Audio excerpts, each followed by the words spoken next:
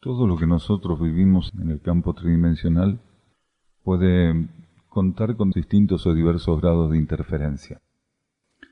La interferencia es una de las constantes que van a ser presentadas a nuestra conciencia mientras la experiencia kármica sea la indicada para la etapa o el ciclo que estamos transitando. Entonces, ninguno de nosotros puede tener una expectativa respecto a no ser interferido o que las interferencias no estén presentes en su vida.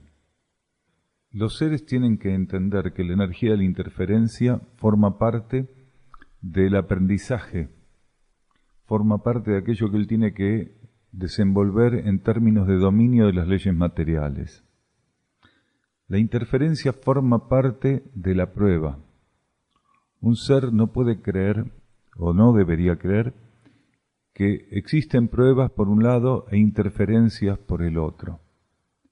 Cuando nosotros recibimos por parte de las leyes, por parte de la energía, una coyuntura cualquiera para darle tratamiento, uno no puede creer, entonces decíamos, que una situación cualquiera, una coyuntura cualquiera que nos ponga la energía, sí es una prueba y las interferencias no lo son. Las interferencias son adicionales, son complementos que pone la energía para facilitar también nuestro aprendizaje en cuanto a los imprevistos, en cuanto a la flexibilización, en cuanto a la capacidad de poder atender en ciertos momentos y simultáneamente distintos frentes, que es un aprendizaje que la conciencia tiene que hacer. A veces las personas se enfocan demasiado en una coyuntura, en una situación, de un modo tan rígido que no tienen capacidad de tener una visión periférica en términos de flexibilidad para atender otras cuestiones que también forman parte de la vida, porque la vida muchas veces la interpretamos como exclusiva y compulsivamente aquello que estamos mirando sin entender que todo el contexto universal que nos contiene y en el que estamos contenidos sigue existiendo, sigue actuando y mantiene su dinámica. Entonces la interferencia forma parte de la prueba, del aprendizaje, de esta capacidad de girar hacia cualquier frente e ir viendo cómo sigue esta cuestión, no solo la que tengo entre manos aparentemente, lo que estoy viendo directamente, sino lo que nos va saliendo al cruce. Hay personas que dicen, ya casi lo tenía, pero pasó tal cosa. ¿Qué suponen que es aquello que ocurrió? Forma parte de la misma coyuntura. Según nosotros tuviéramos la capacidad de desenvolver determinadas actitudes, de sostener determinadas actitudes, según la capacidad de mantenernos en una línea de estabilidad, de sintonía, de alineación, la influencia sobre el tratamiento que demos a las situaciones que conocemos como pruebas y las interferencias correspondientes a esas experiencias tendrían matices diferentes.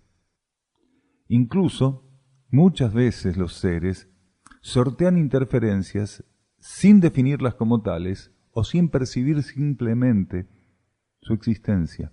De tal modo están habituados a flexibilizarse, a sostener sintonía, alineación, que toman como un matiz más de la existencia aquello que va surgiendo, que va saliendo al cruce, le dan tratamiento en el contexto de la generalidad y siguen caminando como si nada fuera.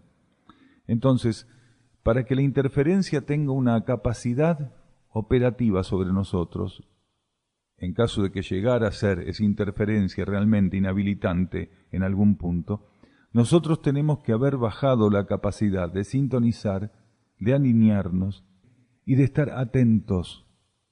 La capacidad de atender, la capacidad de síntesis tiene que haber menguado en nosotros.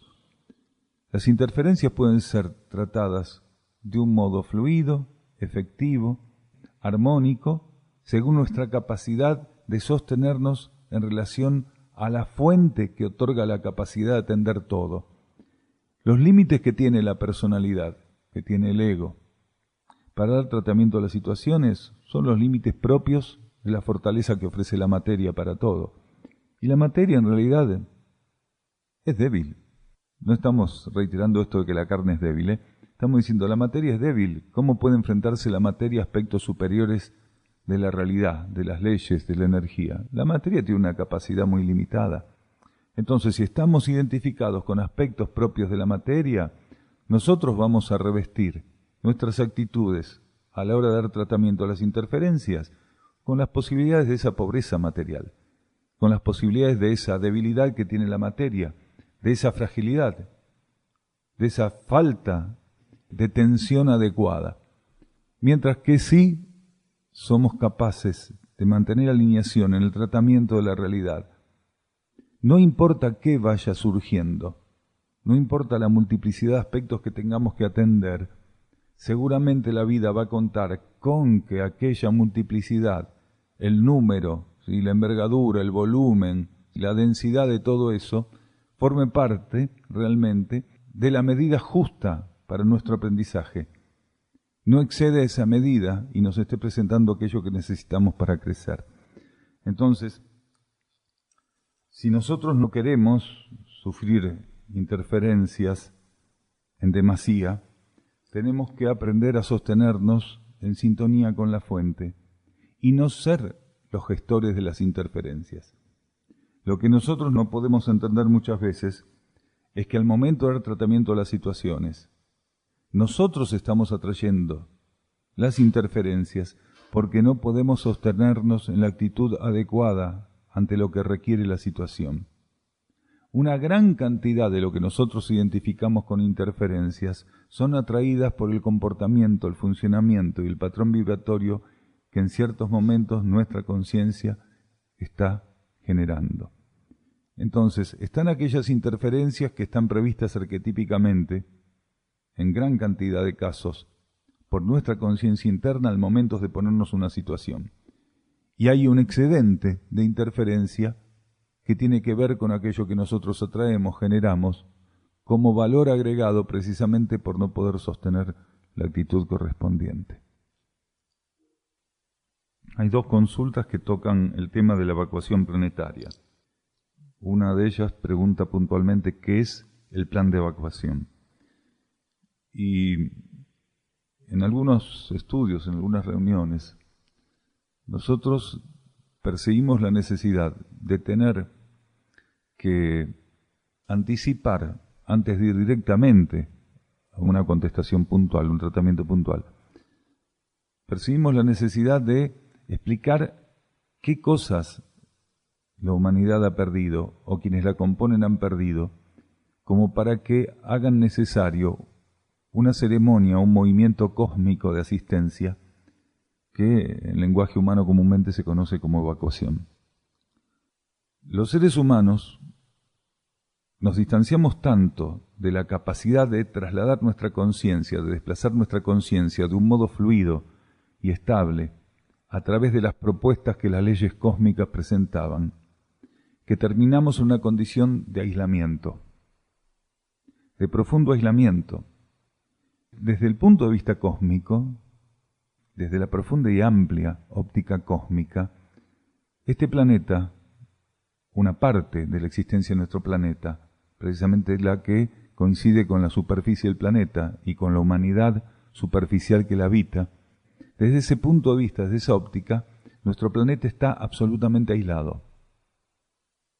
Rotos los nexos con aspectos de la cosmicidad solar y galáctica que son fundamentales para que las conciencias puedan encontrar campos de circulación disponibles para que ciertos aspectos de la relación de esas conciencias o de los grupos de conciencias con la vida cósmica pudiera sobrellevarse de un modo diferente. ¿Qué queremos decir con todo esto? La necesidad del proceso de evacuación planetario está dado porque incluso las mónadas que tienen un nivel de evolución suficiente están siendo limitadas por ese encapsulamiento, por esa rotura de nexos, de puentes vibratorios y energéticos que el planeta hoy cuenta entre sus faltantes en relación a la vinculación cósmica que le compete. Si nuestro planeta no hubiera deteriorado esos nexos, esas pistas de circulación, las conciencias que estuvieran listas podrían desplazarse por sí mismas para fuera de la órbita planetaria. Esto es imposible Si jerarquías que están encargadas de asistirnos, quiere decir altas conciencias y entidades cósmicas que tienen la preparación y evolución adecuada, no participaran operando como nexos, incluso los seres más evolucionados de la superficie terrestre no podrían salir de la situación de purificación final, no tendrían forma de desplazarse, de salir estas conciencias de la situación del ápice de la purificación. Entonces, ¿qué es necesario? Que las jerarquías asuman el rol de desplazadores, este rol de transportadores cósmicos, ofreciendo su propio campo de energía y de conciencia como vehículos para que se cumpla aquello que, de no haber sido tan interferida la relación de la superficie terrestre con el resto del cosmos, se daría de un modo fluido. ¿Qué quiere decir? Cuando un ser llega a un nivel determinado en otras áreas del cosmos, donde su evolución lo amerita y así lo permite, el ser no necesita que una jerarquía lo desplace a algún lado en particular. Las pistas, los campos, al no estar fraccionados y estar en comunión, permiten que por una cuestión de afinidad energética, vibratoria, evolutiva, las conciencias se puedan desplazar, salir de un campo que puede ser planetario, solar o galáctico y desplazarse en tandas, y esto lo hacen grandes cantidades de conciencias en conjunto en distintos niveles de la vida cósmica. Nosotros perdimos esa posibilidad. Si no fuéramos asistidos por las jerarquías, por medio de esto que se llama evacuación planetaria, no tendríamos la posibilidad, las conciencias que ya están listas para otra experiencia, de abandonar el campo energético de la superficie planetaria. No, nunca. Nunca. La humanidad terrestre nunca pudo encaminarse de ese modo. No pudieron en la época de la Lemuria, no pudieron en la época del Atlántida y no se puede actualmente. No hay información. No hay información. De las razas que estuvieron comprometidas con el mundo concreto y material, no. ¿Vos te referís a las razas hiperbóreas? ¿O a razas que conforman etapas anteriores a este sistema solar? No tenían por qué entrar en esa situación de desplazarse, porque la experiencia la tenía que hacer aquí. ¿Se entiende? Exactamente. Es recién a partir de la Lemuria y a partir de la Atlántida donde algunos seres o algunas tandas en particular podían necesitar desplazarse a otros ámbitos de este mismo sistema solar o otros sistemas solares. En aquel momento no. Aquellos que estaban presentes en las dos razas, en la primera etérica y en la segunda etérico-astral, tenían que seguir trabajando para sumergirse aún más en el campo físico concreto, en la Lemuria, y avanzar luego de ese trabajo en el campo físico concreto de la Lemuria, pasar a desenvolver el cuerpo astral de un modo más profundo en la Atlántida. Y se supone que también el trabajo del cuerpo mental, cosa que no se llegó a establecer puntualmente. Lo que hace que una raza quede en esta incompatibilidad y en esta imposibilidad de poder desplazarse sin recibir una ayuda extra es precisamente que aquellos cuerpos o aquellos campos de energía que tienen que llevar a un grado de sublimación, los deja, en vez de un grado de sublimación, un grado de deuda. Que es lo que hizo esta humanidad continuamente. Quedó siempre adeudando llegar a un punto determinado en conjunto. Esto no significa que algunos seres no hubieran podido hacer ese trabajo de elevar la conciencia física, la astral y la mental en un grado satisfactorio según el arquetipo. Estamos hablando de los conjuntos en general, ¿no? Ni aún esos seres. Porque se necesita, para que esa posibilidad no se pierda, que una gran cantidad de conciencias alimenten ese campo y que no pierda posibilidad. Cuando son muy pocos, no alcanza para mantener esos campos de cohesión y esos campos de transmisión o de tránsito con la suficiente estabilidad o cualidad. Para que algunos campos de energía o algunos campos vibratorios puedan permanecer sin disolverse o sin dañarse, se necesita que un volumen determinado, a partir de un porcentaje de ciertos miembros de una humanidad, hagan el aporte correspondiente. Cuando son muy pocos, esos campos entran en una especie de hipofunción y pierden la capacidad de cumplir con aquello que les estaba arquetípicamente encomendado. No. Lo único que no les permitió precisamente asumir algunos aspectos evolutivos en su relación con la superficie terrestre.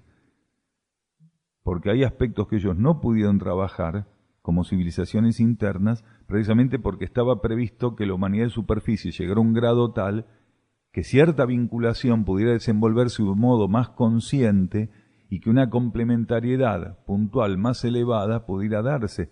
En realidad, la actual complementariedad y la pasada complementariedad entre las civilizaciones intraterrenas más avanzadas y la civilización de superficie a través de los miembros más avanzados o estables se dio en los niveles internos y ocultos. Entonces, nunca la superficie planetaria pudo contar con la exteriorización de un proceso de florecimiento de la vinculación y la cohesión de los dos elementos que básicamente tenían que representar la entidad humanidad terrestre, los miembros de la superficie y los miembros de las civilizaciones internas. Las civilizaciones intraterrenas sí, no necesitan ser evacuados. Cuando los seres intraterrenos, por ejemplo, ya sea en conjuntos o individualmente, llegan a un punto que tienen que salir de la órbita terrestre, se desplazan por su propia conciencia. No importa, eso no importa. No importa porque en el caso de ellos, su relación con las leyes cósmicas es totalmente diferente. Si una conciencia tiene que dejar su dependencia evolutiva con el planeta, un ser intraterreno, y tiene que desplazarse para cualquier otro punto de la vida cósmica, no importa en qué plano o dimensión, simplemente es llevado por la energía, responde en sintonía a las leyes de la energía, pero no a partir de ese momento. Es la consecuencia de lo que viene haciendo desde hace un largo periodo. Entonces, un ser intraterreno lo que va haciendo es sintonizar lo que la energía le va mostrando. Es así de simple. La energía a través de lo que fuera, a través de consejos, a través de entidades, a través de campos de fuerza, a través de corrientes que nosotros en absoluto conocemos, que son absolutamente desconocidas para la conciencia humana de superficie, de corrientes de energía y patrones vibratorios que no sabemos ni cómo funcionan, porque no nos corresponde bajo las leyes que nosotros en la superficie y en términos kármicos venimos experimentando y que nos vienen sosteniendo evolutivamente. Pero somos nosotros los que perdimos esa capacidad. Entonces, en este momento donde la purificación del planeta va a llegar de modo general a un ápice, las conciencias que están listas para otro proceso evolutivo, las pocas que están listas para otro proceso evolutivo, que son el 10% de la humanidad aproximadamente, no pueden por sí mismas retirarse de la situación de purificación que va a vivir la superficie y que va a tener como ofrecimiento al 90% de la humanidad que puede considerarse no rescatable, una oportunidad de aprendizaje inmenso y de purificación inmensa. El 10% que no tiene que vivir ese proceso, tiene que ser evacuado. No puede retirarse por sus propios medios. ¿Por qué? Porque esos campos a través de los cuales la conciencia podía hacer ese tránsito, esas franjas vibratorias, están en hipofunción o en disfunción o dañadas, porque no fueron alimentadas a través del patrón vibratorio que las podía sostener. Hay una colaboración que a medida que se va acercando la situación de la transición planetaria, al final de la transición, al ápice del proceso purificatorio, hay una situación que es muy importante entender. Muchas conciencias van a tener que polarizar su energía, seres que hoy están encarnados, van a tener que polarizarse en los niveles internos para formar parte de las entidades que estén asistiendo el final o el ápice de la transición. Muchos seres que hoy están encarnados no necesitan llegar al final de la transición, van a ser convocados a los niveles internos para fortificar aquel aspecto de colaboración que la humanidad de superficie muy limitadamente puede ofrecer a un contexto que le involucra arquetípicamente. Porque tenemos que entender que este final de ciclo planetario tan importante, el más importante desde que este planeta está en funcionamiento con las características que se conocen, necesita de la participación de seres de superficie, no solo de seres intraterrenos, de seres extraterrestres de alta evolución, necesita también desde los niveles internos subjetivos miembros de la humanidad terrestre que formen parte de las entidades que van a colaborar desde los niveles internos para el reacomodamiento, el reencauzamiento del reequilibrio planetario. Algunos van a ir quedando en la superficie encarnados hasta momentos casi inmediatos al ápice de la purificación. Porque son seres que tienen que ensayar, según su proceso evolutivo, su linaje, el rayo y la etapa en que se encuentran, tienen que ensayar aspectos de colaboración en el mundo de la materia, sumergidos en el mundo de la materia, no porque tengan particularmente algún proceso purificatorio o deuda que asumir, sino porque tienen un entrenamiento que luego va a tener que ser aplicado en otras instancias más adelante, a lo largo de su trayectoria evolutiva. Hay seres que tienen que participar del rescate y tienen que participar de situaciones caóticas estando encarnados, a pesar de ser seres rescatables, porque necesitan de ese entrenamiento. En algún momento van a formar parte, muchos de esos seres, de jerarquías, de entidades, de conciencias, de planos de energía, donde los procesos universales pueden llegar a tener características similares a las que hoy está viviendo la Tierra, y ese aprendizaje instalado en esas conciencias, absorbidos como una práctica de atención de las leyes materiales y de reacción de las leyes materiales, va a quedar implantado en ellos y va a poder ser aplicado después bajo ley de servicio. Un cuerpo emocional y un cuerpo mental. Porque un ser que tiene compulsividad para encarnar todavía está polarizado en el campo psíquico. No pudo disolver rápidamente el cuerpo astral y el cuerpo mental. Lo que sí pudo disolver fue el cuerpo físico. Rompe su nexo con el mundo concreto, pero no con el mundo psíquico. Es un ego que todavía no pudo disolver los cuerpos que conforman la psiquis. El cuerpo psíquico quiere decir esa entidad que conforma el cuerpo emocional y el cuerpo mental.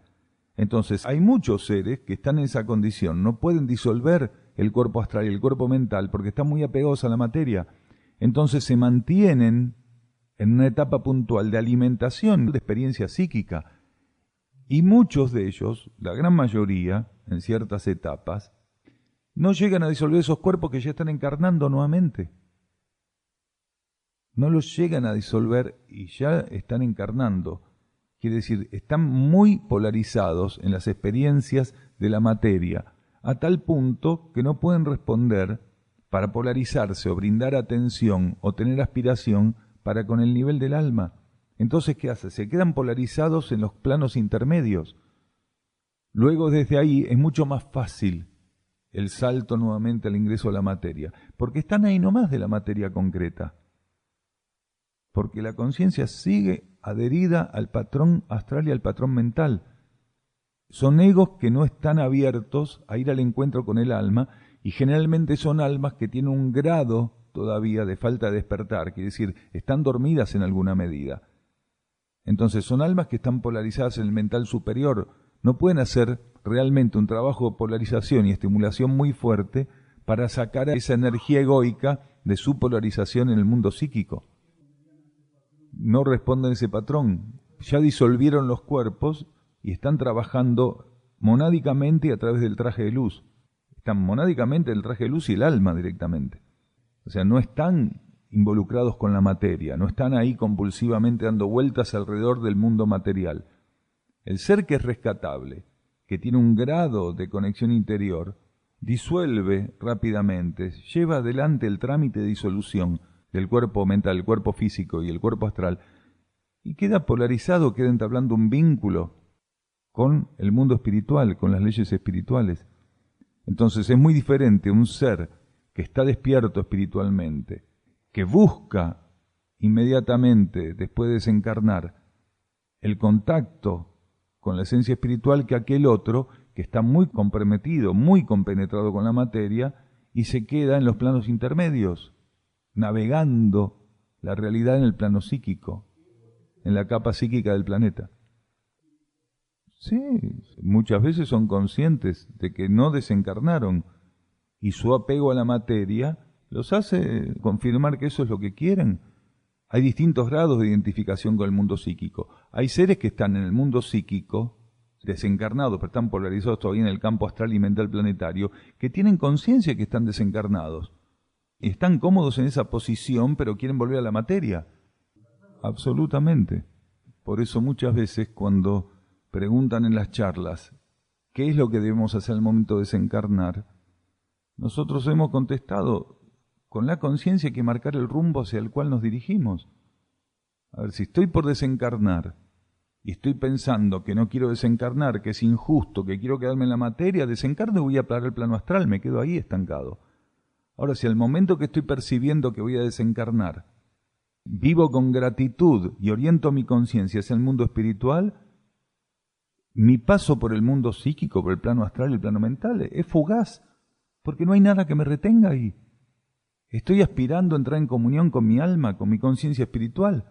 Absolutamente. Una persona puede estar muy en comunión con su esencia espiritual, pero necesitar todavía muchas encarnaciones en ese planeta o en otros planetas y las va a ir desenvolviendo. Pero no quiere decir que cuando desencarne se quede estancado en el plano astral o en el plano mental. Si realmente su vinculación, su aspiración y su amor por la vida interna son genuinos y no fantasías de tipo místico, divagues místicos, en cuanto desencarna, su paso por el campo intermedio es fugaz, es rápido. Va al encuentro con su alma, se mantiene en una comunión con su alma lo estimula, le hace aportes, es instrucción interencarnatoria esa en realidad. Porque el ego, cuando está tan desapegado del mundo material y va al encuentro con el alma en los niveles internos, el alma lo estimula, le pone a disposición una gran cantidad de estímulos, de patrones vibratorios, que cuando está en la materia el ego no puede registrar adecuadamente. Entonces aprovecha esos espacios interencarnatorios el alma para ofrecerle al ego estímulos, para ofrecerle al ego herramientas, para descubrirle, mostrarle, revelarle aspectos que en el espacio interencarnatorio anterior no le pudo mostrar. ¿Por qué? Porque necesitaba la experiencia que iba a hacer el ego en la materia. Siempre el alma, cuando el ego, que busca entrar en comunión con la esencia, se remite a ella, tiene un aporte nuevo para hacerle. ¿Por qué? Porque sumó nuevamente una condición diferente el ego. No es el mismo cuando desencarna. Y al ir al encuentro del alma, está ofreciendo una condición diferente, aunque sea mínimamente diferente. Y eso basta para que el alma pueda ofrecerle lo que no le había ofrecido. Sí, es una eutanasia que le hicieron, un juego. Está desencarnada, pero con el agravante que el alma no puede terminar de disolver, de entregar los átomos del cuerpo etérico físico, porque lo crionizaron, lo dejaron en estado que ellos van a llamar como de animación suspendida, pero en realidad no lo van a poder traer más a la vida. Los padres han firmado seguramente, o los responsables han firmado con la expectativa de que, bueno, la paramos ahora, conservamos esto así, a ver si más adelante... Lo mismo hicieron con Walt Disney, que fue el ícono de ese proceso, pero lo ha hecho una gran cantidad de gente, y es un negocio ideal que se basa precisamente en la emotividad, en el cuerpo emocional de los seres humanos mal trabajado, y en la incomprensión de la aceptación de la muerte. ¿Por qué? Porque el proceso que tenía que vivir ese ser, no importa día 2 años, 3 o 1000, el proceso que tenía que vivir fue interrumpido. Entonces, el alma de ese ser tiene ahí pendiente eso. Lo tiene pendiente.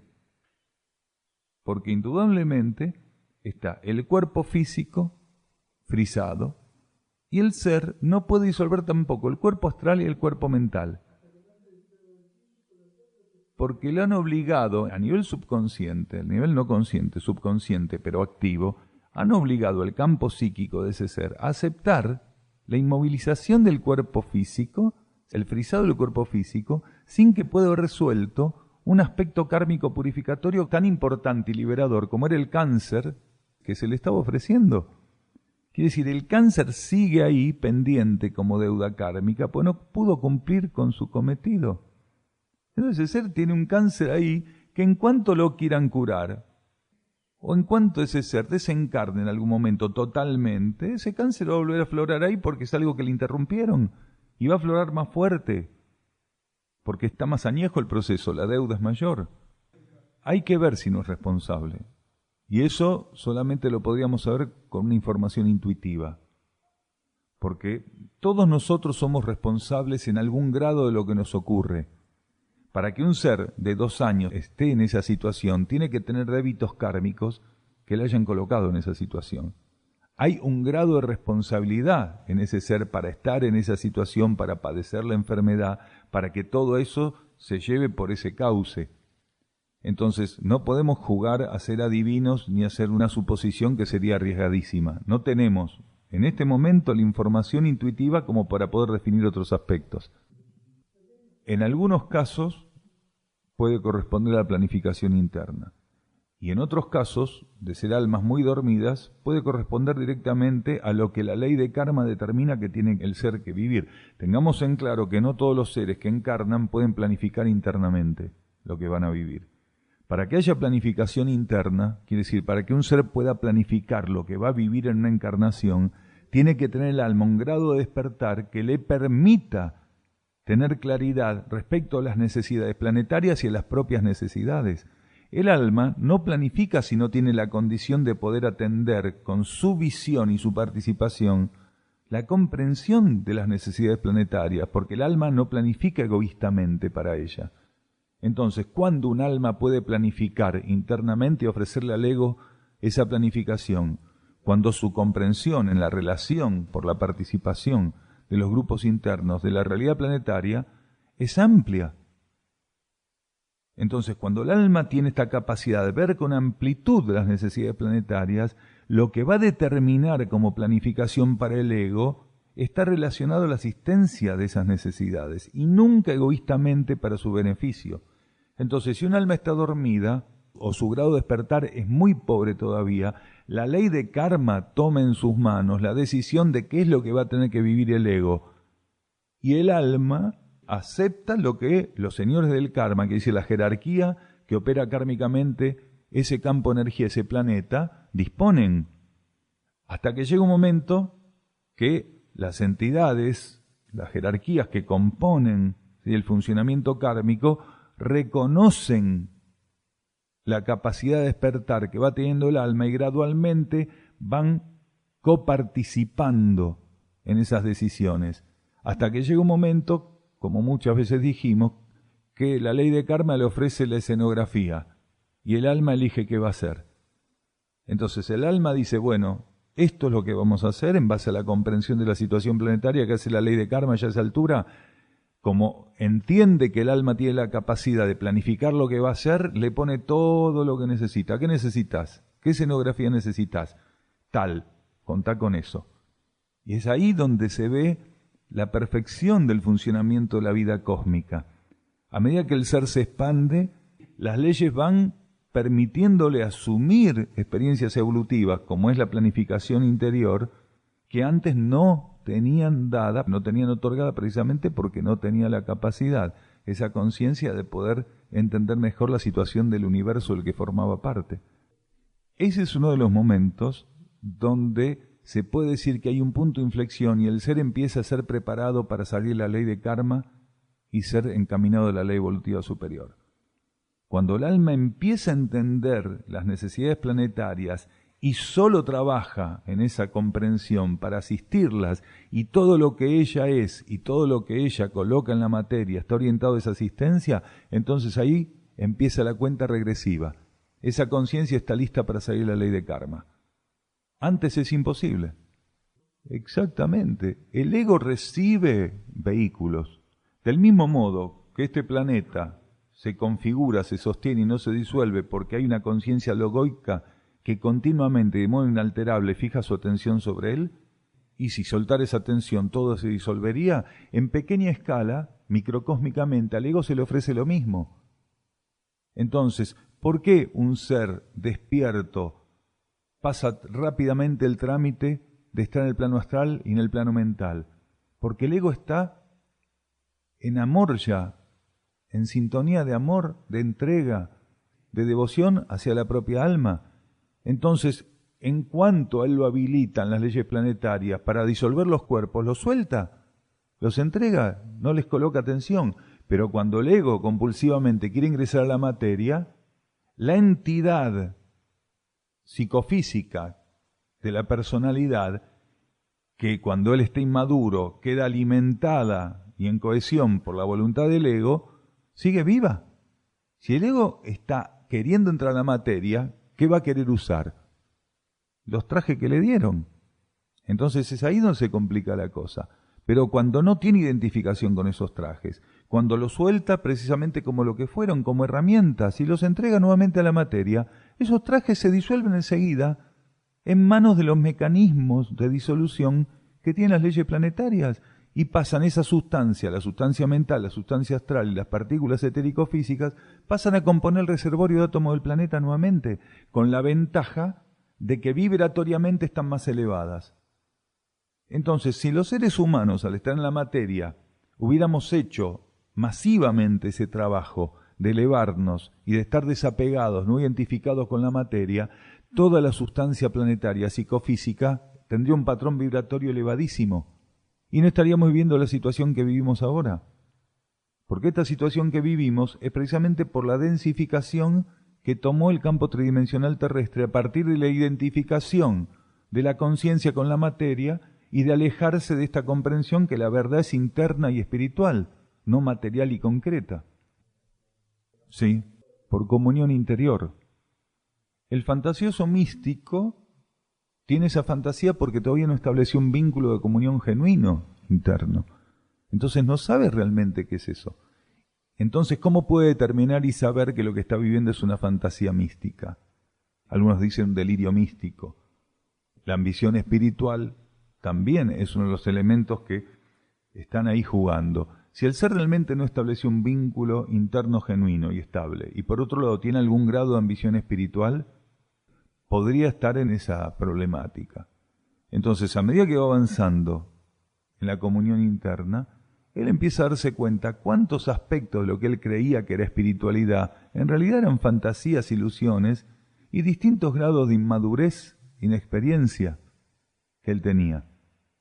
Porque es inevitable en algún momento de la trayectoria evolutiva, cuando el ser empieza a orientar la conciencia en el descubrimiento de lo interno, es inevitable que él envuelva en un paquete de ilusiones y de fantasías lo que él cree que es la espiritualidad, hasta que ese proceso, como todos los procesos a lo largo de la trayectoria evolutiva, van a pasar por la ley de purificación. Los conceptos que un ser tiene políticamente, culturalmente, religiosamente, socialmente y todas las mentes que uno quiera, también los va a tener que pasar en términos purificatorios a nivel espiritual, espiritualmente. O sea, nosotros tenemos que pasar por todos los procesos purificatorios habidos y por haber. Todo lo que nos sirve en nosotros tiene que ser retirado. Lo que nos sirve en nosotros está presente en todo lo que vamos viviendo como conciencia. Nosotros somos uno y repartimos nuestra atención y nuestra mecánica de la existencia en una cantidad de lo que podríamos llamar rubros: política, cultura, deporte, sociedad, espíritu, religión, filosofía.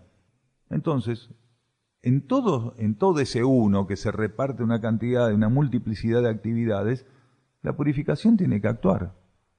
Vos podés tener una ilusión de tipo cultural, de tipo religioso, de tipo filosófico, de tipo místico, de tipo político, que tenés la ilusión de que vos sos para presidente. Entonces te vas a un partido y decís: yo nací para presidente. Vengo acá a postularme, que son las internas, ya, bueno, ya, me abro una lista. Te votó tu tía y vos. Fuiste al partido político, dijiste: no, yo quiero estar en la interna. Bueno, anotate, te vamos a dejar estar en la interna. 2 votos sacó, el de la tía Juana y el de él, que también podía votar para sí mismo. Tenía ilusión, una ilusión política. Hay gente que tiene ilusiones artísticas, políticas, culturales. O sea, a lo largo de la trayectoria evolutiva vamos puliendo cosas que evitan en su pulido que cierto tipo o intensidad de ilusión la vivamos más dentro de algún rubro que de otro. Y según qué cosas no tengamos pulidas, hay algunos rubros que van a ser los que reciban más nuestro tránsito ilusorio. Hay personas que ya trabajaron ciertas cosas y no van a tener determinado tipo de ilusiones, pero sí van a abundar en otras, hasta que el proceso purificatorio, a medida que va avanzando, lo termina liberando de un modo general, hasta que el ser llega a un punto donde, desilusionado de la ilusión, empieza a buscar otro camino, que es el camino que todos más tarde o más temprano vamos a tener que asumir. En esta consulta que dio inicio a la charla, ¿no?, respecto a la evacuación, decía de dónde venimos. Nosotros venimos de una trayectoria cósmica que es inmensa, pasando por reinos infrahumanos, por el reino mineral, el vegetal, el animal, llegamos al reino humano. Todavía tenemos para hacer algunas cosas en el reino humano y nos vamos a encaminar al reino espiritual, nos vamos a encaminar al reino monádico, divino, logoico, y eso es un tránsito eterno, ¿no?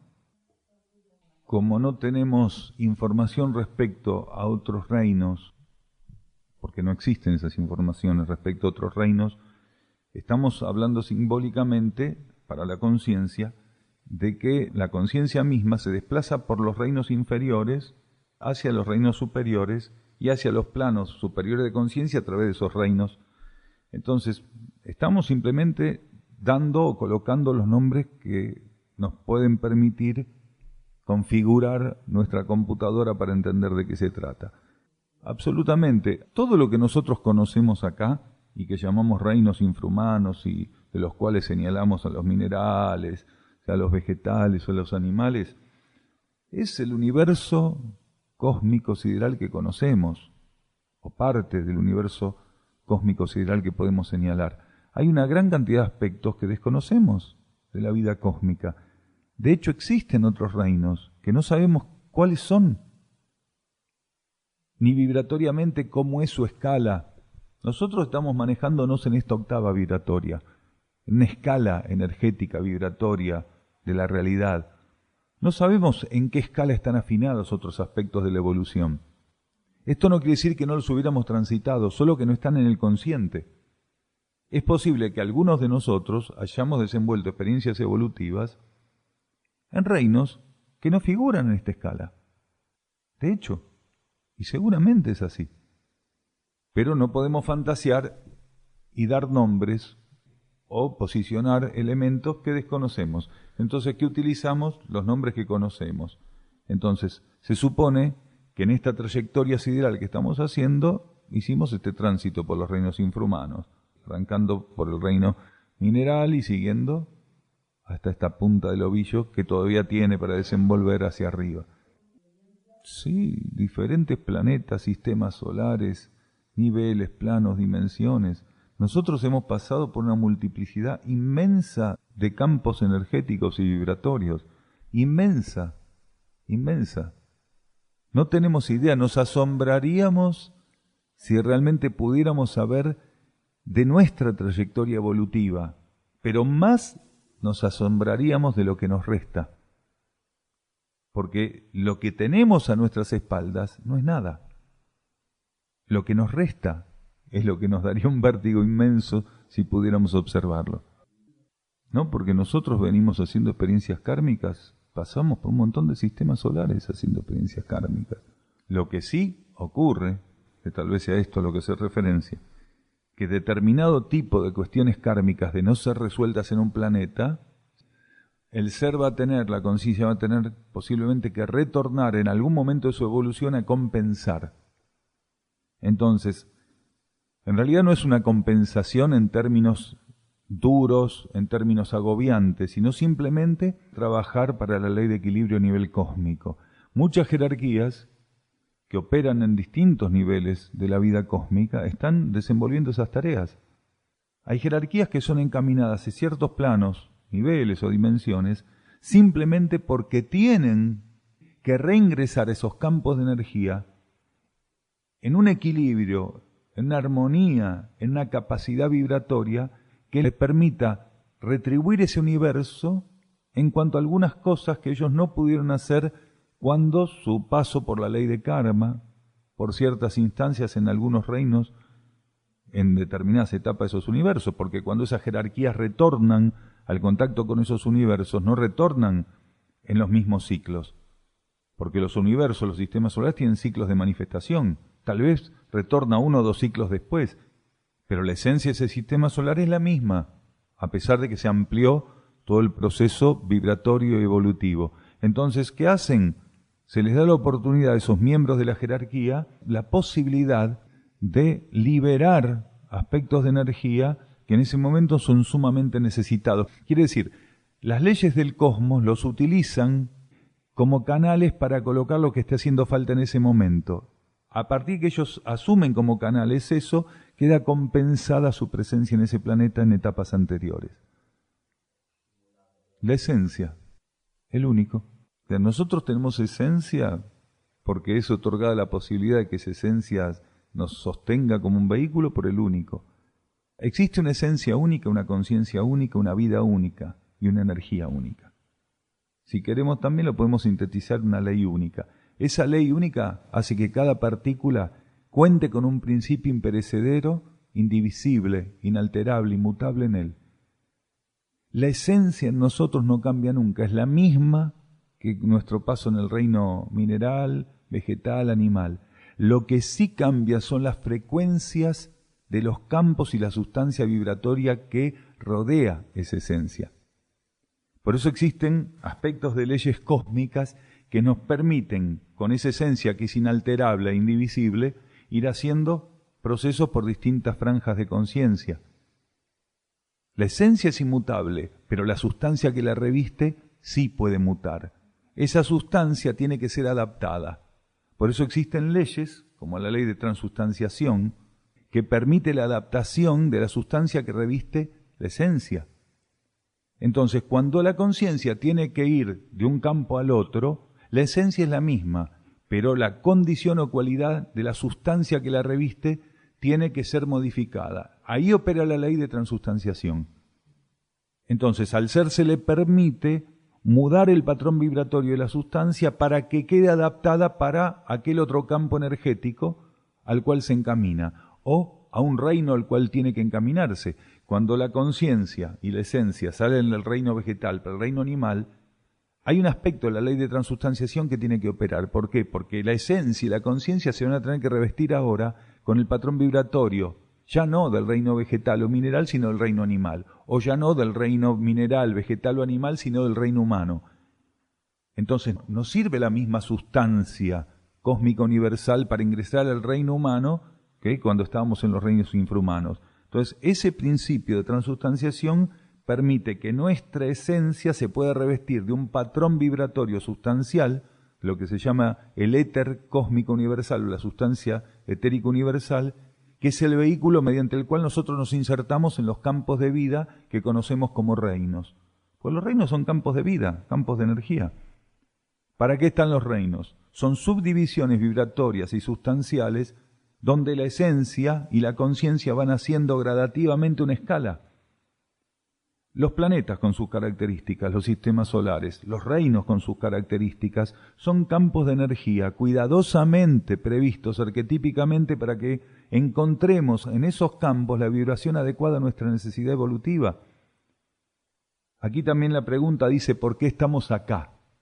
Dice, ¿de dónde venimos? ¿Por qué estamos acá? ¿Hacia dónde vamos? ¿Qué es el plan de evacuación?, decía la pregunta. Entonces, ¿por qué estamos acá? Porque esto que llamamos planeta Tierra, en un contexto sistémico, que para nosotros es nuestro sistema solar, guarda vibraciones, ofrece vibraciones, sostiene un patrón magnético, electromagnético, vibratorio, que es único en todo el cosmos y que es el único que nos sirve a nosotros para este proceso evolutivo. Estamos acá y somos terrestres, como tantas veces dijimos, porque ningún otro planeta tiene esta vibración que era necesaria para que nosotros hiciéramos la experiencia evolutiva. Por eso muchas veces decimos en estas charlas que hay que romper con esta ingenuidad o esta ambición espiritual que tienen todavía muchos en el planeta Tierra. Ay, ¿cuándo yo volveré al cosmos? Dicen. Hay muchas personas que dicen, ay, ¿cuándo saldré de este planeta? Que la materia me agobie y volveré a mi planeta, volveré a mi sistema solar, volveré a Sirius, Andrómeda. ¿Sabe por qué está acá? Porque no puede ir a ningún otro lado. Porque lo echarían a patadas vibratoriamente. ¿Qué viene a hacer acá? Imaginen que alguien que tiene solamente la posibilidad de emitir vibraciones terrestres quisiera ir a Sirius. ¿Qué? Le echan los perros. Dice, ¿qué viene a hacer acá? ¿A qué viene? Imagínate lo que sería la diferencia vibratoria de un terrestre de la superficie con un siriano. Nosotros estamos acá porque vibratoriamente no podríamos ser recibidos en ningún otro lado. Este planeta, en su actual etapa, guarda condiciones vibratorias únicas que son absolutamente compatibles con nuestra necesidad evolutiva. Y todo eso se previó miles de millones de años antes de que nosotros existiéramos. Pero igualmente, aunque una conciencia sea más elevada y venga bajo ley de servicio, tiene que guardar una correspondencia y una compatibilidad vibratoria con el campo donde va a servir. Por eso muchas veces dijimos, no puede haber venido cualquier Cristo aquí a hacer la tarea crística. ¿Por qué? Siendo que existen millones de Cristos, miembros de la jerarquía de segundo rayo, amor, sabiduría, no cualquiera de esos Cristos podía venir aquí. Si excedía el patrón vibratorio, hubiera disuelto el planeta. Si quedaba por debajo del patrón vibratorio necesario, no iba a servir su tarea. ¿Qué Cristo fue el que pudo? ¿Qué miembro de la jerarquía crística fue? El que reunía las condiciones absolutamente precisas para ingresar como representante de la jerarquía crística y hacer la tarea que hizo, que fue perfecta, porque la relación que mantenía vibratoriamente con el planeta también era perfecta. Entonces, si no hay una compatibilidad, es imposible. El ser más elevado no puede estar en un campo de energía cualquiera.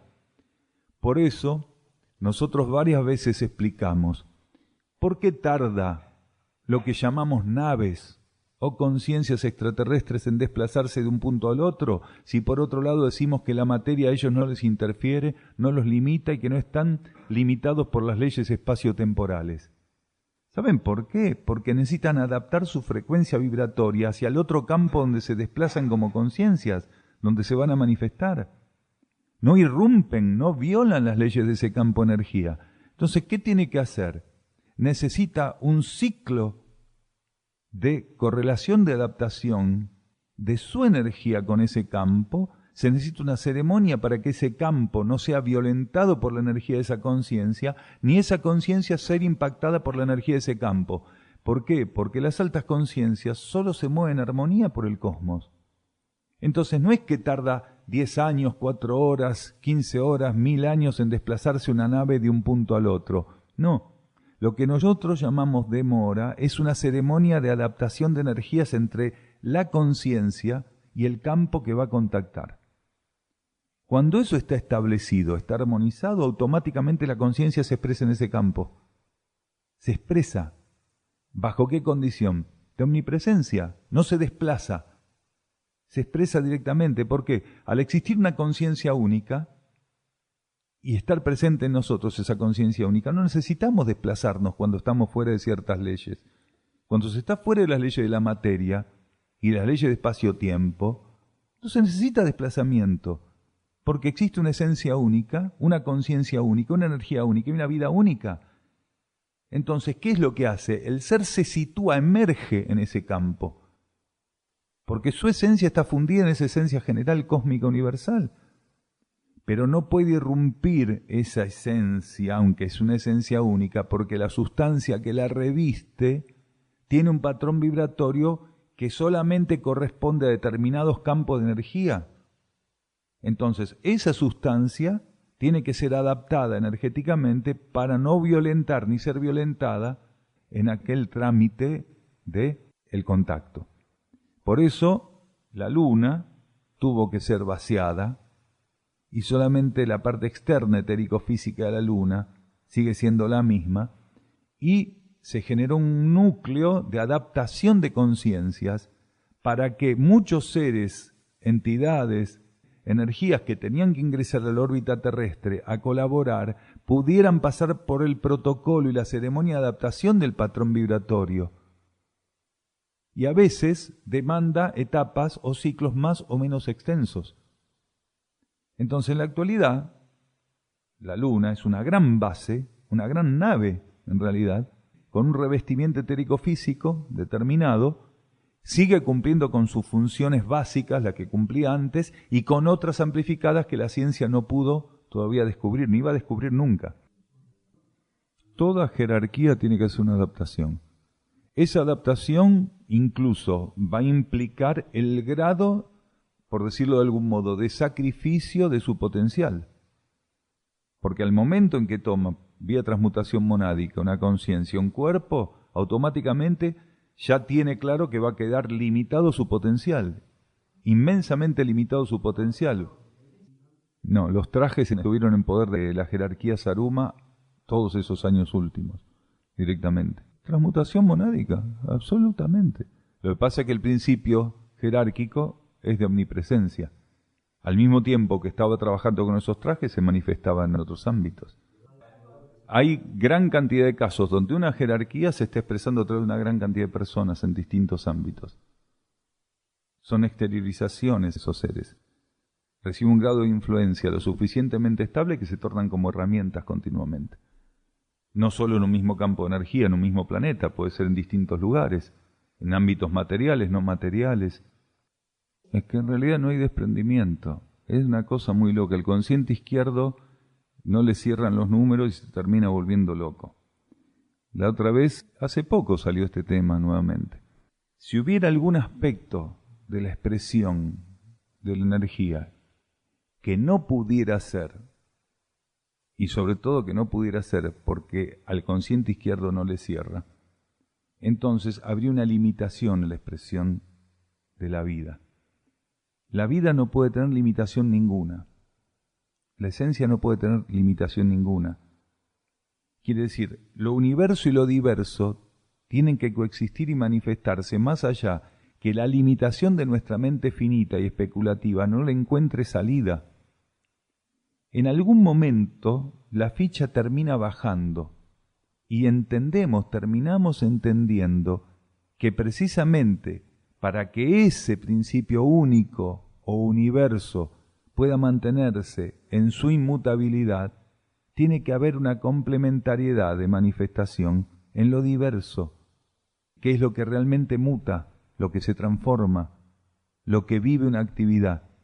Si realmente lo inmutable no pudiera alimentar una expresión mutable, lo inmutable estaría limitado. En realidad, nada de lo que existe, que sabemos que existe, y todo lo que no sabemos que existe, pero que también existe, puede dejar de existir. Cuando uno entiende relajadamente que el inmutable o lo inmutable sostienen lo mutable precisamente para que la absoluta multiplicidad y lo absolutamente inmutable puedan existir, pero esto es una ficha que le tiene que bajar a cada uno. Porque dicho así, puede no tener sentido en absoluto. Es importante entender que toda forma de manifestación es necesaria. No se puede prescindir, la energía no puede prescindir de manifestarse de todas las maneras habidas y por haber. Esto es lo que le cuesta a la mente concreta que es finita. La multiplicidad, las variables de multiplicidad son infinitas. Del mismo modo que existe un inmutable y un único que contiene todo, la multiplicidad es infinita. Y es ahí donde uno empieza tímidamente, a medida que se relaja, a sintonizar que precisamente esa multiplicidad absolutamente infinita es reflejo de lo inmutable. Y precisamente la capacidad de multiplicidad infinita está sostenida porque existe un eje inmutable, absoluto y total en todo. Uno dice, bueno, ¿cuántas variables de cosas puede haber? ¿1.000 millones? ¿1.000 billones? No, es infinita la cantidad. Lo que cualquier mente afiebrada puede imaginar en algún lugar de la vida cósmica existe. Puede no existir acá, puede no existir en el planeta al lado, en el planeta vecino. Pero en algún nivel de la vida cósmica, en algún plano, en alguna dimensión, ese delirio, eso que puede ser incluso aberrante, eso existe. Es infinita la multiplicidad de expresiones, estados de conciencia. No es perfecto. Si nosotros admitiéramos que Dios es perfecto, estamos admitiendo que en el momento fue imperfecto. Porque la perfección se llega a través del camino de la imperfección. Y esto es lo que queremos que se entienda. Dios nunca fue imperfecto. Dios no pasa por los procesos de evolución. O mejor dicho, lo que cada uno entienda como Dios es su problema. Este que es inmutable, que es innombrable, que es inalterable, el único, jamás fue imperfecto. Es inmutable. No pasa por procesos de mutabilidad. No pasa por esos procesos de ningún modo.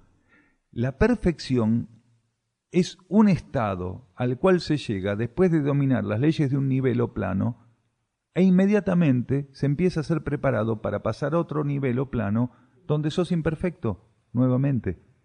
Quiere decir, la imperfección es solamente una etapa de dominio de las leyes de un nivel donde transitoriamente estás, seguramente desde hace una etapa, un ciclo bastante extenso para haber dominado los aspectos de esas leyes. Solamente la perfección es el estado llano donde vos te proyectás hacia otro proceso evolutivo y otro aprendizaje. El inmutable no tiene mutación ninguna. Es que en realidad el idioma humano es absolutamente engañoso. Es absolutamente inmutable. La condición es de no mutabilidad. Es que en realidad no hay nada con qué señalarlo. Es una vivencia de la conciencia. Es lo único que es en realidad. A ver, si hay algo que es eso. Esto es lo más interesante. Si hay algo que realmente es eso. Porque todo lo que está mutando, una vez que mutó, ¿dónde está lo que fue? ¿Se entiende? Una vez que vos dejaste de ser lo que eras, ¿dónde está lo que fuiste? Y aquello que voy a hacer, ¿dónde está? No, es que precisamente no nos hizo Él. No. Aquello que muta es herramienta del inmutable. Y existen elementos en mutación que tienen la capacidad creativa, otorgada por su relación con la conciencia inmutable. A ver, lo que muta a partir de cierta etapa empieza a contar con categoría genuinamente creativa. ¿Por qué? Por su relación con las leyes del inmutable. Lo que muta a partir de que empieza a contar con capacidad creativa, crea. Ese principio creativo a partir de esas herramientas del inmutable son la matriz que permite que nosotros podamos vivir el parto como conciencias. Entonces, a nosotros nos crean los dioses, pero los dioses no son el inmutable, son herramientas del inmutable. Entonces, esto es lo que hay que entender. Dioses hay muchos, hubo muchos y va a seguir habiendo. Porque dioses, la categoría de dioses, es la categoría de jerarquías. Entonces, los dioses pueden tener necesidades. ¿En qué sentido? Sintonizan las necesidades del cosmos y las asisten. Quiere decir, las hacen suyas las necesidades. En ese sentido, los dioses creadores tienen necesidades. ¿Qué necesidades? ¿Sí? Las que hacen propias, porque sintonizan la necesidad cósmica universal. En ese sentido, en ciertos momentos, son herramientas de los partos cósmicos, de los partos donde las tandas de conciencias son paridas a través de la sustancia de la matriz cósmica universal, lo que se llama la madre cósmica universal, la matriz cósmica, lo que se identifica en planetas básicos como el nuestro con la imagen de la Virgen, con jerarquías que asumen la representatividad, como ahora en tanto culto, está el renacer del culto de María, que en realidad se expresa, ¿sí?, esa matriz cósmica universal a través de Maindra, a través de Taikuma y a través de una gran cantidad de conciencias que son expresiones de esa matriz cósmica. Entonces, esto es lo que nosotros tenemos que empezar a entender. El cosmos no es lo que pensamos, no es ni lejos lo que creemos que es, y los funcionamientos de la creación no dependen, como nosotros creíamos, y de los mecanismos que entendíamos o nos hicieron intentar entender y aceptar. Vos ya estás en tu regente, que es tu Padre. Nuestro regente, la partícula más elevada de nuestra conciencia, es lo que nosotros percibimos como Padre. Nadie percibe mucho más que el regente o que alguna jerarquía, pero jerarquías que para nosotros son inmensas en términos de energía. Hace poco decíamos en una charla, lo que nosotros entendemos como grandes jerarquías que están en contacto con la humanidad, son de los seres que planean más bajito de los que están fuera de la ley de karma, porque para tratar humanidades como la nuestra, que son muy básicas y primitivas, no pueden intervenir directamente jerarquías que llegaron a un punto inmenso de elevación. Entonces, ¿qué hacen esas jerarquías? Esas jerarquías adaptan la energía única, la conciencia única, al único, lo adaptan en su conciencia vibratoriamente, para que nosotros podamos percibir una adaptación de esa realidad. Pero nosotros no tenemos la capacidad de percibir algo que ni siquiera las más elevadas jerarquías pueden percibir, y que dependen de jerarquías aún más elevadas, más cercanas a la síntesis, para que esas jerarquías más elevadas y cercanas a la síntesis adapten para estas otras. Porque es de ahí donde empiezan los arquetipos a descender. Y hay jerarquías intermedias que los adaptan. Las jerarquías que están trabajando directamente con la humanidad están dependiendo de informaciones, de bajada de línea. O sea, los arquetipos para este sistema solar y para este planeta están todos bajados desde niveles elevadísimos, adaptados, transmitidos a través de la red de espejos, y las jerarquías van captando desde esos campos intermedios o desde esos vórtices, van captando las indicaciones que van siendo adaptadas. Las jerarquías que trabajan acá son gerentes que reciben órdenes del directorio. ¿Se entiende? Es así. Y el directorio recibe órdenes de una corporación de directorios que está encargada de adaptar esas energías también. Nosotros sabemos que la conciencia de la humanidad en términos izquierdos, analíticos, tiene ciertas dificultades para entender esto, pero es el momento donde hay que trascender los límites de la conciencia material. Y se puede. En esta etapa ya hay seres que rompieron los límites de su consciente izquierdo y lo llevaron a ser lo suficientemente flexible como para poder adaptar informaciones internas que antes el consciente izquierdo de la humanidad no estaba en condiciones de poder aceptar, liberar. Entonces, es desde rellanos muy elevados donde se designan los arquetipos que después van a ser trasladados, proyectados, espejados de un plano, un nivel al otro, hasta que todo ese proceso de adaptación llega con el matiz, la consistencia, la condición adecuada para lo que tiene que ser hecho. Pero acá no son las jerarquías directas que trabajan con nosotros las que deciden eso. Pueden decidir aspectos menores del trabajo planetario y solar, pero las bases precisas arquetípicas les llegan desde niveles inmensamente superiores al de estas conciencias. No son ellas las que los determinan. Absolutamente. Hasta el gobierno celeste central, que es la síntesis de manifestación del inmutable. Entonces, esto para nosotros es abismal. Es abismal, es guitarrear. Tenemos que aprender a volar bajito y ver de qué se trata la existencia en este plano. A ver, lo único que es inmutable es el inmutable. Todo lo demás sigue mutando. Entonces, lo que sí se va llegando es a niveles cada vez más profundos de conciencia, que en relación a lo que queda atrás es lo más similar a la inmutabilidad. Exactamente. En esos universos bajo ley de inalterancia, a pesar de no haber inalterancia, existe un pulso de manifestación que los sostiene y que los define. No son el inmutable. Son expresión. ¿Por qué? Porque el inmutable sostiene dos polos cósmico-universales. Uno que está regido por leyes de expansión y otro de inmutabilidad, de inalterancia. Entonces, esa inalterancia está definiendo que hay un perfil que no se altera, pero hay un perfil que no se altera.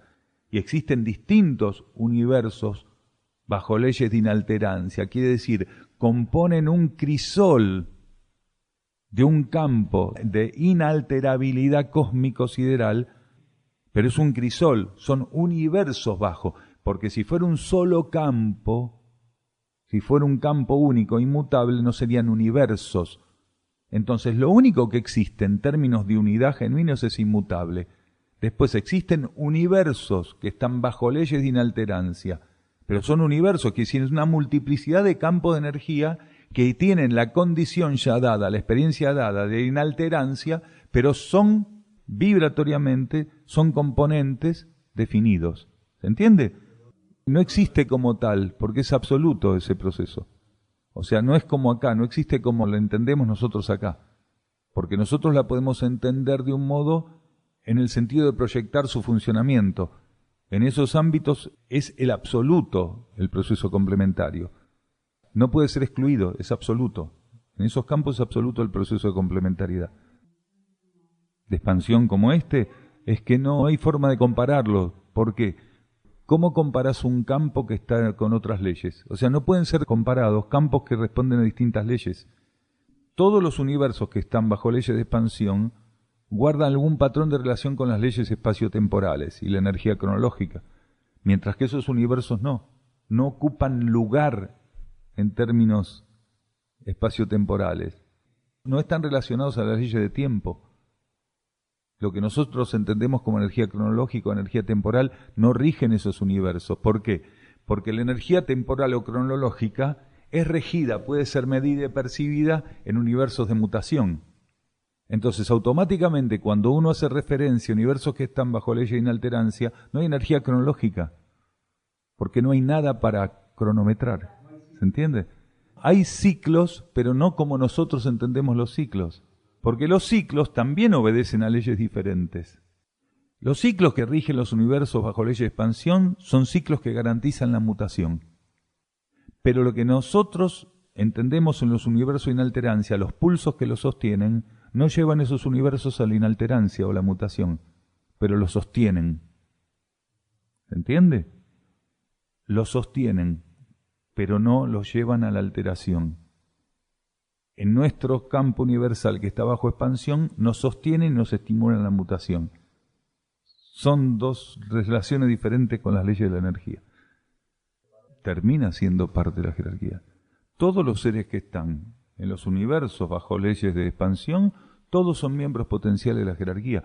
Todos los seres, desde que inician su trayectoria evolutiva, están asignados ocultamente a una jerarquía, forman parte de una jerarquía. Lo que ocurre es que son miembros pasivos. Esto es así. De las jerarquías es miembro pasivo o miembro activo. Miembro pasivo es el ser que todavía no puede sintonizar las leyes internas y está involucrado con la materia, aunque ocultamente y esencialmente él forme parte de una línea jerárquica. No puede participar de ella por su involucramiento con la materia. Pasa a ser un miembro activo cuando su conciencia en relación a las leyes espirituales es más amplia y empieza a sostenerse en sintonía con esas leyes. A partir de ahí, su propio pulso como conciencia empieza a ser guiado por el pulso de la jerarquía.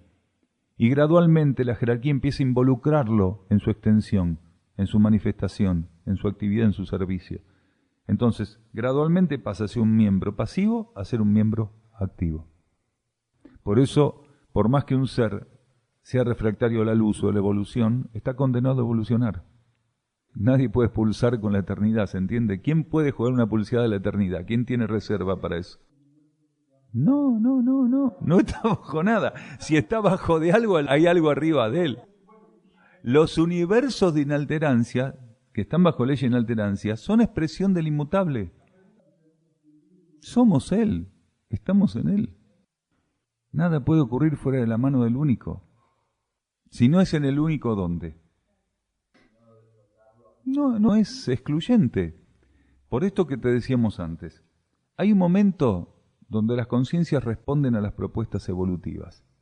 Pero si justamente en ese momento, esos seres que se tornan seres desde el punto de vista interno, adherentes a la voluntad de la jerarquía y de las leyes, si en ese momento coincide que están en un universo que transitoriamente está aislado, y esos seres tienen que ser retirados para hacer experiencias evolutivas de otra naturaleza, van a necesitar asistencia de las jerarquías para desplazar su conciencia de ese campo que está aislado transitoriamente hacia otro campo que es su destino inmediato.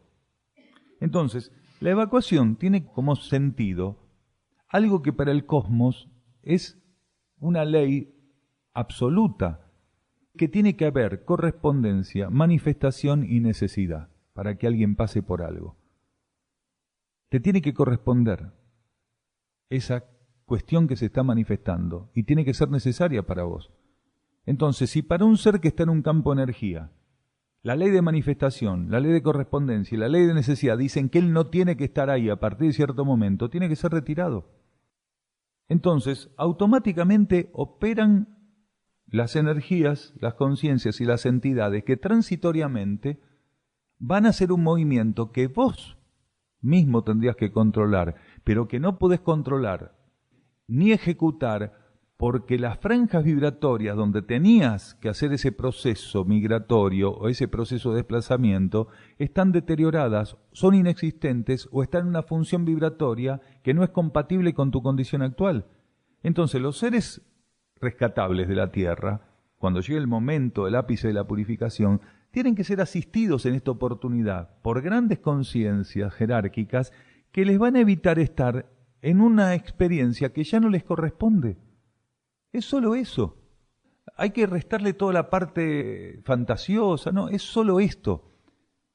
Si aquí en la Tierra no se hubiera deteriorado esa posibilidad, estas conciencias que ahora van a ser asistidas se desplazarían simplemente por sintonía con el campo de energía que las espera. El cosmos es perfecto, quiere decir, te brinda todas las oportunidades. Ahora, cuando un grupo, un clan humano en un planeta desaprovecha excesivamente las oportunidades, ¿qué termina generando? Condiciones kármicas y de deterioro que en algunos casos pueden abarcar estas pistas de circulación que, por ejemplo, sirvan para desplazar la conciencia fuera de ese campo planetario. ¿Qué es lo que ocurrió con la Tierra? Quedó aislada. Esa franja de vinculación cósmico-sideral está diluida, interferida o en una hipofunción, en una función disminuida. Entonces los seres no se pueden retirar por sí mismos. Es como que, bueno, se nos rompió el puente, no podemos cruzar el río. Es más o menos igual. ¿Qué hacen los bomberos? Vienen, te ponen un puente y vos lo cruzás. Es exactamente igual. Si el río no se hubiera llevado el puente, vos cruzabas por vos mismo. Acá, la actitud humana generó un colapso tan grande en el campo vibratorio que tenía que operar como puente de desplazamiento que necesitamos una manito. Es eso. Es que continuamente estamos siendo asistidos. Que los seres tengan que ser asistidos para retirarse de la superficie planetaria transitoriamente, no atenta ni es excluyente en términos de entender el proceso evolutivo. No lo es.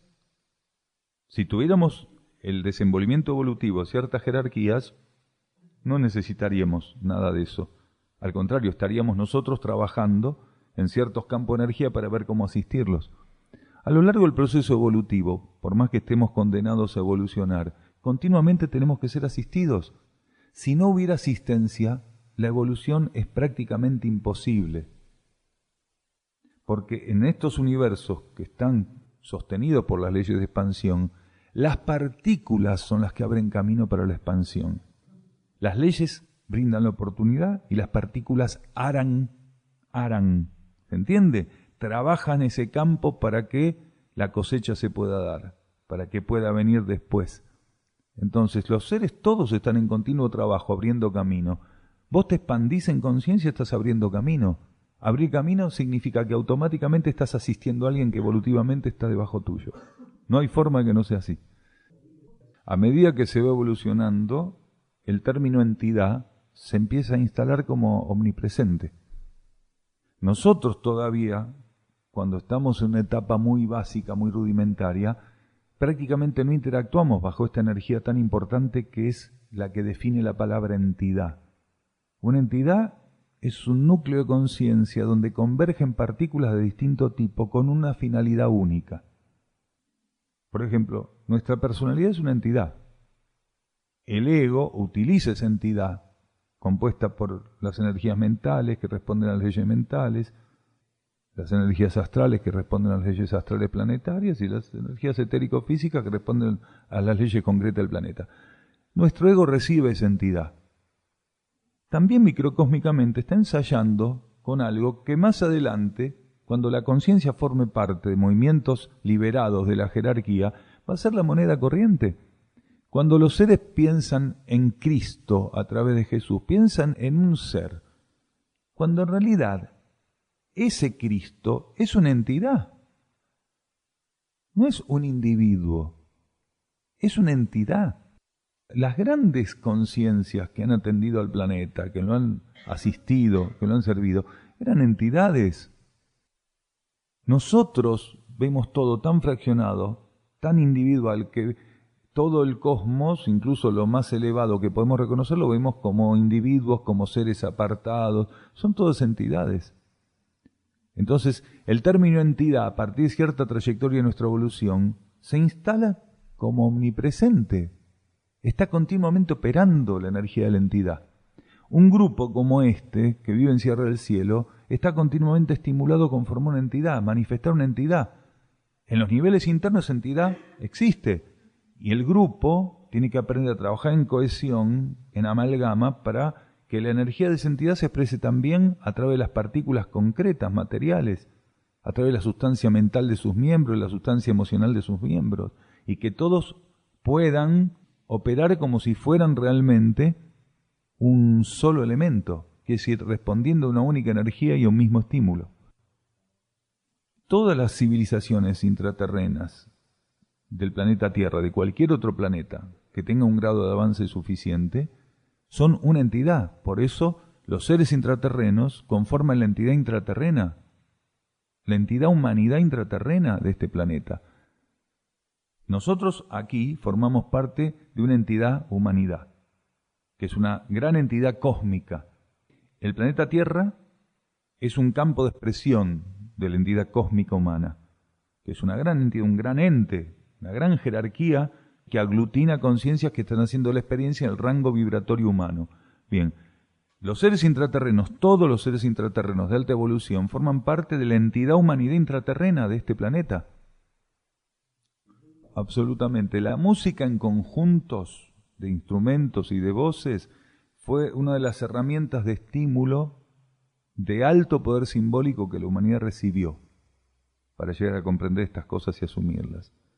Ver cómo ensamblan las voces, los instrumentos y las voces con los instrumentos, aprender a seguir ciclos de manifestación, pulsos que tienen que ver con los ritmos, con los tonos, con las escalas, todo eso fueron grandes estímulos que recibió la humanidad. Entonces está simbolizado todo el funcionamiento de la estructura de las entidades en ese tipo de prácticas que tienen que ver con liberación de determinadas energías que, aunque no sean pensamientos y se conformen como lo que nosotros llamamos música, tienen la capacidad de amplificar las estructuras de la sustancia mental y la contraparte cerebral que utilizan para generar un grado de receptividad, un grado de flexibilidad y de manifestación que son interesantes.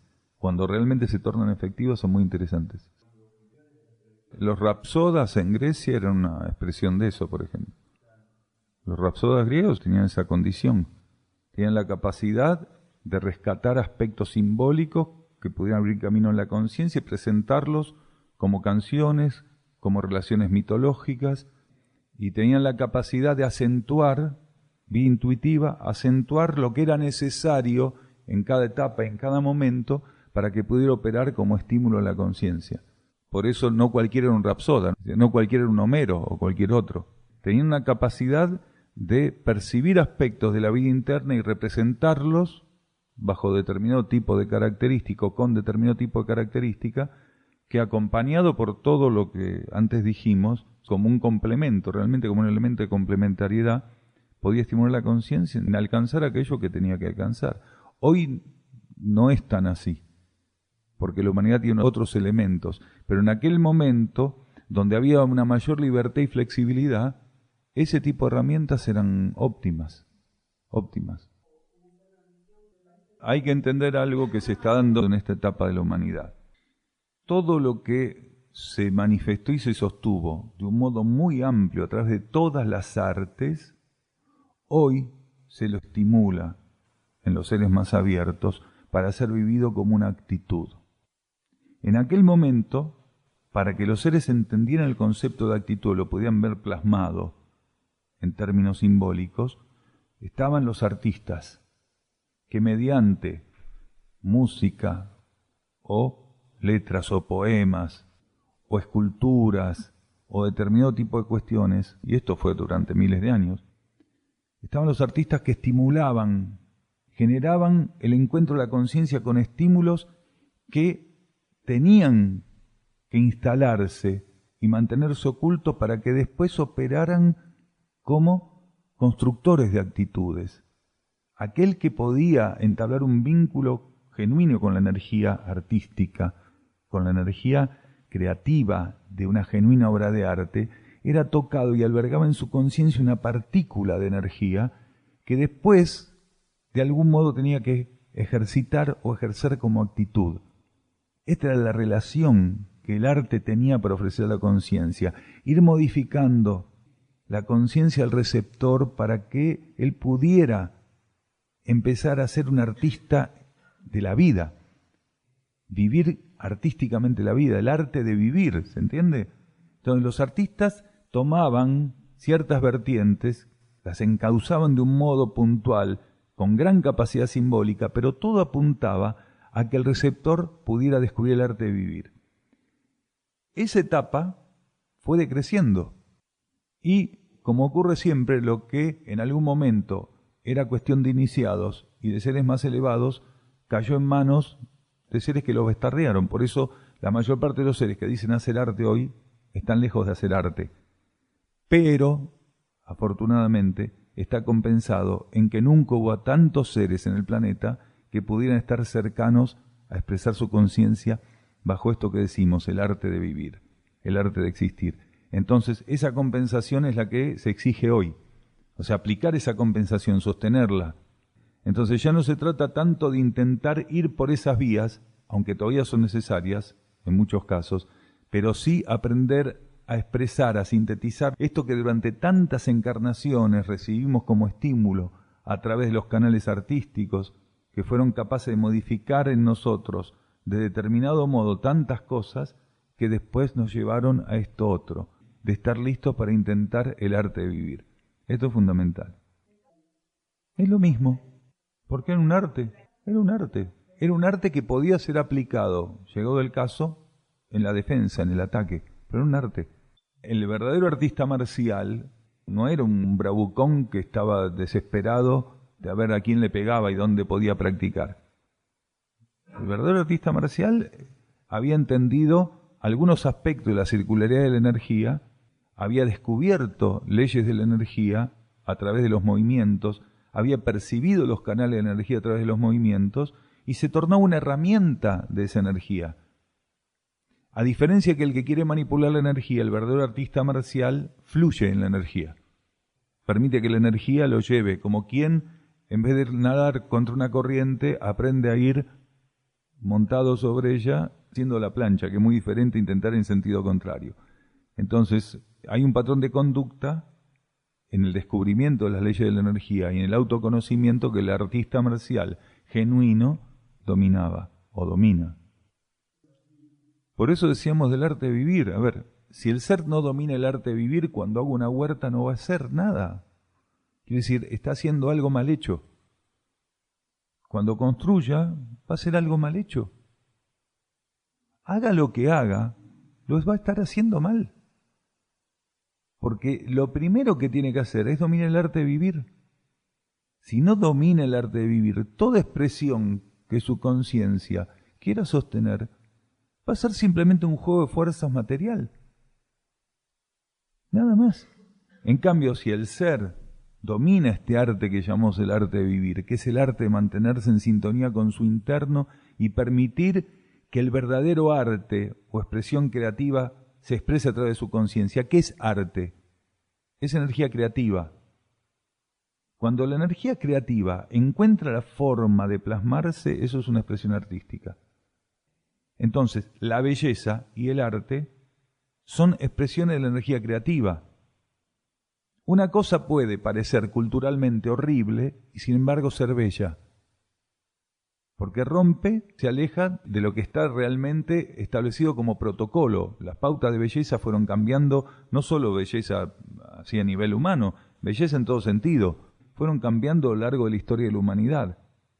Pero realmente lo bello, lo armónico y lo artístico son una sola cosa, que es la expresión, la canalización, la exteriorización, la implantación de un estímulo y la energía creativa, que se sirve de ese estímulo para trasladarse al mundo de la materia. Entonces, si un ser permite que su conciencia interna guíe lo que está haciendo, aquello que está surgiendo ahí tiene belleza, armonía y es arte. Porque eso que él hizo fue dominar el arte de vivir, de expresar su conciencia por medio de una acción determinada. Entonces, siempre que la conciencia se exprese mediante cualquiera de las acciones que están a disposición como ensayo evolutivo, en sintonía con su interno, Eso lo que él está haciendo puede ser definido como el arte de vivir. Va dominando el arte de la existencia, el arte de vivir. Y eso va a tener belleza, va a tener armonía, va a tener equilibrio. Esto que decíamos, la resultante, la expresión de la energía creativa. Cuando realmente la energía creativa no es interferida y aquello que esa energía creativa busca implantar en ese universo, en ese plano, en ese campo vibratorio, se logra sin interferencias, aunque no pueda ser desde las convenciones culturales reconocido como belleza, y hay belleza.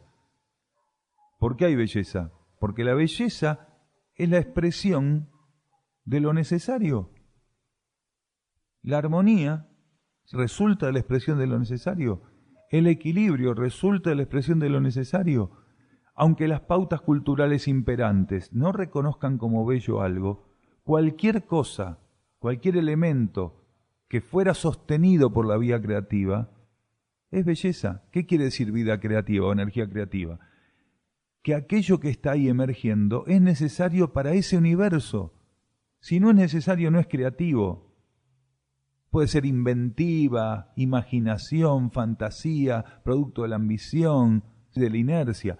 Pero cuando un elemento surge en un campo de existencia y ese surgimiento está sostenido interna y ocultamente por la ley de necesidad, y la energía, reconociendo que es el momento de la manifestación, le permite emerger, eso es armonía, eso es equilibrio, eso es belleza y eso es arte. Entonces, todo lo que emerge porque es necesario en ese momento, eso es creación. Si es creación, es armonía. Si es creación, es belleza. Si es creación, es equilibrio. Que aquellos que estén en ese universo, porque todavía no pueden entrar en sintonía y aceptación de los patrones internos o espirituales, no lo reconozcan ni como armonía, ni como equilibrio, ni como belleza, no lo inhibe en ese sentido.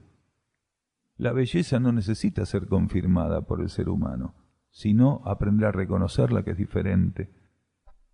O sea, uno no puede decir esto es bello o no, simplemente porque le gusta o no le gusta. Es un patrón convencional trabajar de ese modo.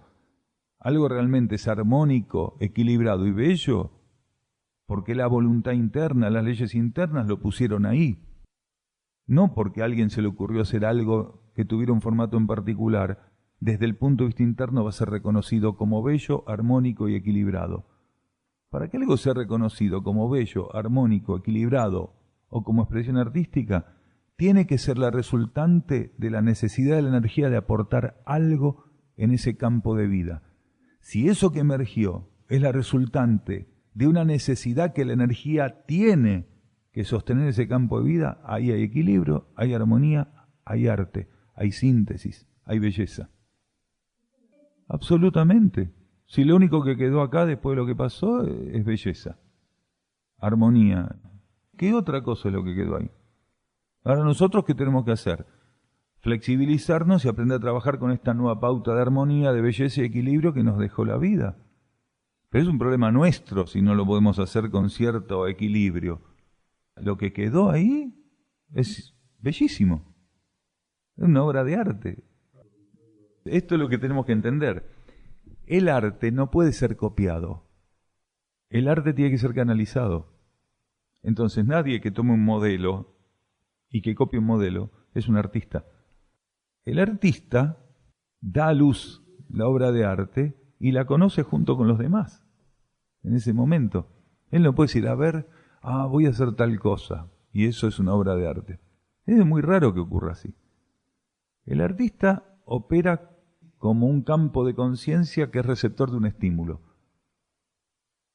Si no está interferido por las fuerzas involutivas, él puede reconocer un estímulo que en realidad es una necesidad. Y él sirve como herramienta para que se plasme esa necesidad nada más. No, hay quienes marcan parámetros y no son artistas. Ejemplo, Picasso, demente. Dalí, otro demente.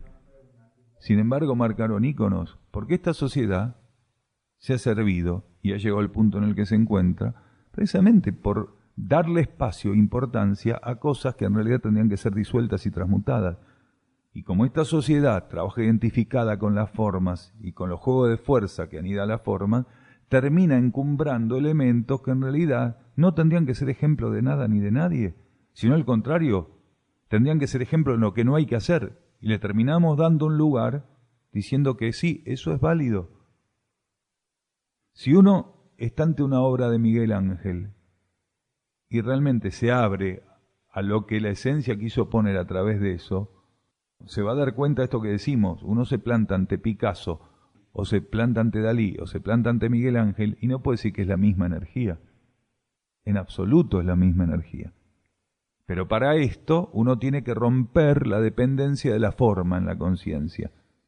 Después estarían los que dirían, vos quién sos, todo es arte. Total, el arte es lo que la gente acepta. No, mentira. Nadie vivió en los últimos 2000 y pico de años el arte de vivir como lo hizo el instructor de Jesús, y a pesar de todo el desvío devocional que hay, fue el menos aceptado.